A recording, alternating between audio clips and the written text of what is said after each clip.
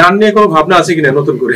হ্যাঁ আছে, হ্যাঁ সেটা একটা ভালো দিক হচ্ছে যে এর মধ্যে অনেক সময় পেয়েছি গানের এই জিনিসটাকে গুছানোর। তো ইনশাআল্লাহ হয়তো সামনে আরেকটা কোনো কিছু ভালো খবর দিতে পারবো। অভিনয় না গান, কোনটা এখন বেশি কমফোর্টেবল মনে হয়?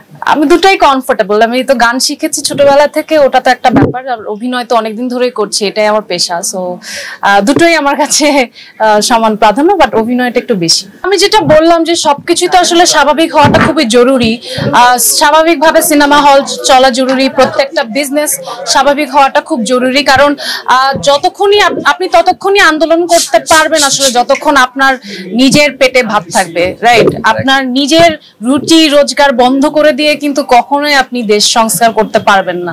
তো তার থেকে সবচেয়ে, এই জন্য আমার কাছে মনে হয় সবচেয়ে বড় একটা পদক্ষেপ এই যে বিজনেসের এটা ওপেনিং হলো বা আমি এখানে আসলাম, আমার খুবই ভালো লাগছে যে সামহাও আসলে এইটার মাধ্যমেই আমি কাজটা শুরু করতে পারলাম এবং আপনাদের সবার সাথে কথা হচ্ছে। তো it's a very nice beginning for me, এবং সামনেও আরো আসলে কাজের স্কেডিউল লক করা হয়েছে। তো আশা করি সবাই স্বাভাবিক অবস্থায় যত তাড়াতাড়ি ফেরত যেতে পারবো, আমাদের অর্থনীতি ততই বেশি সমৃদ্ধ হবে। কাজের যে ব্যাপারটা সেটা বর্তমান সময়ে এসে ফিল্ম এবং মিডিয়া দুটোতেই বড় একটা ক্ষতির সম্মুখীন হয়েছে। মানে এই ব্যাপারটা আসলে আপনি কিভাবে দেখছেন? এবং না আসলে শুধু ফিল্ম মিডিয়া না, এটা প্রতিটা সেক্টরেই তো অনেক দিনের মানুষের যেটা বললাম যে কাজের থেকে বাইরে ছিল। তো কিন্তু আমি দেখছি যে অলরেডি কিন্তু আমরা সবাই স্বাভাবিক পরিস্থিতিতে ফেরত গিয়েছি এবং কাজ হচ্ছে, এবং যত বেশি আপনার কাজের পরিস্থিতি সুস্থ স্বাভাবিক হবে তত বেশি কাজের পরিস্থিতি বাড়বে। যেমন এই যে এই সেলনটা আজকে ধরেন ফেমিকেয়ারের ওপেনিং হচ্ছে, তো এখানে যখন আজকে এই সেলনটার একটু ভালো ইয়ে হবে, আরো ধরেন ওনাদের ব্যবসায়িক লাভ হবে, তখন ওরা আরেকটা ওপেনিং করবে, তখন সেখানে আরো মানুষ সেখানে কর্মসংস্থানের সুযোগ হবে। তো জিনিসটা আসলে এইভাবেই হয়। সেটাই আমি বলতে চাচ্ছি বারবার করে যে স্বাভাবিকভাবে আমরা যখনই কাজ করা শুরু করব সেগুলো একটা না একটা ভাবে ক্ষতিটা কাটিয়ে ওঠা সম্ভব হবে।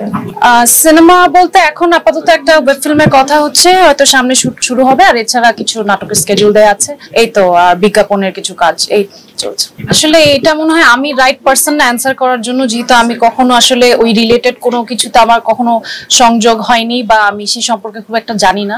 তো যেটা আমি জানি না সেটা সম্পর্কে কোনো কমেন্ট আসলে করতে চাচ্ছি না। গান নিয়ে কোনো ভাবনা আছে কিনা নতুন করে? হ্যাঁ আছে, হ্যাঁ সেটা একটা ভালো দিক হচ্ছে যে এর মধ্যে অনেক সময় পেয়েছি গানের এই জিনিসটাকে গুছানোর। তো ইনশাআল্লাহ হয়তো সামনে আরেকটা কোনো কিছু ভালো খবর দিতে পারবো। অভিনয় না গান, কোনটা এখন বেশি কমফোর্টেবল মনে হয়? আমি দুটাই কমফোর্টেবল। আমি তো গান শিখেছি ছোটবেলা থেকে, ওটা তো একটা ব্যাপার, আর অভিনয় তো অনেকদিন ধরেই করছি, এটাই আমার পেশা। সো দুটোই আমার কাছে সমান প্রাধান্য, বাট অভিনয়টা একটু বেশি। তারকারা বিভিন্ন শোরুম বা বিভিন্ন ব্র্যান্ড ওপেন করছে, ফ্যামিকেয়ার উদ্বোধনে এসেছেন, অনুভূতিটা বলেইছেন। আসলে এই ধরনের উদ্বোধনে এসে আপনাদের কাছে ফিলটা কেমন হয়?